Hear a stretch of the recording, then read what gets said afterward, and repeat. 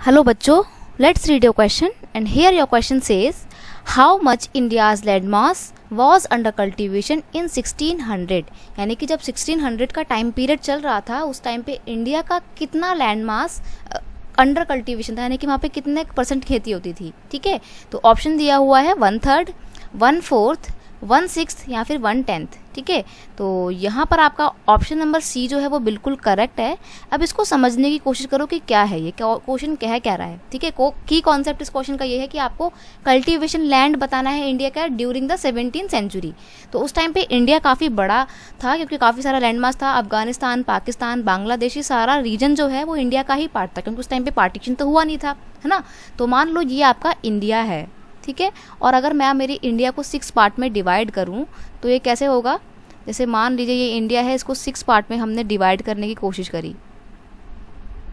ठीक है, तो जो ये वाला एक पोर्शन है ना, ये वाला एक पोर्शन यहाँ पर कल्टीवेशन होती थी, यानी कि 1/6 का रेशो था, पोर्शन था जहाँ पे खेती हुआ करती थी।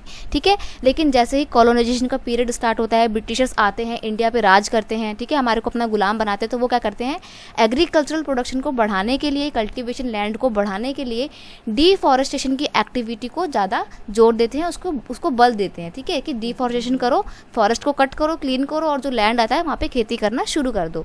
तो धीरे धीरे क्या होता है, हमारा कल्टीवेशन लैंड जो है वो इंक्रीज होता चला जाता है।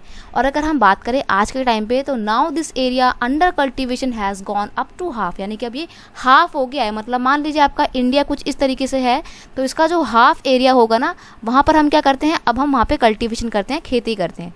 तो ये 1/2। तो सोचो हमने कितना ज़्यादा कल्टीवेशन लैंड अब ऑब्टेन कर लिया है। तो ये एक पॉजिटिव फैक्टर है कि भाई हमारा कल्टीवेशन लैंड इंक्रीज हुआ है, हमारा एग्रीकल्चर प्रोडक्शन इंक्रीज हुआ है। लेकिन अगर हम एक नेगेटिव एस्पेक्ट की बात करें तो वहाँ पे हमें देखने को मिलता है कि डिफॉरेस्टेशन का जो एक्टिविटी है उसको भी बहुत ज़्यादा बल मिला है, उसको बहुत ज़्यादा जोर मिला है और हमारे जो पेड़ हैं, जो हमारे फॉरेस्ट हैं, उनमें कमी आई है। ठीक है, तो आई होप आप इस चीज़ को अच्छे से समझ गए होंगे कि during the 17th century India का कल्टीवेशन एरिया कितना था, पूरे लैंड मास का 1/6 पोर्शन था। ठीक है, option number C is your correct answer. I hope you it understand well.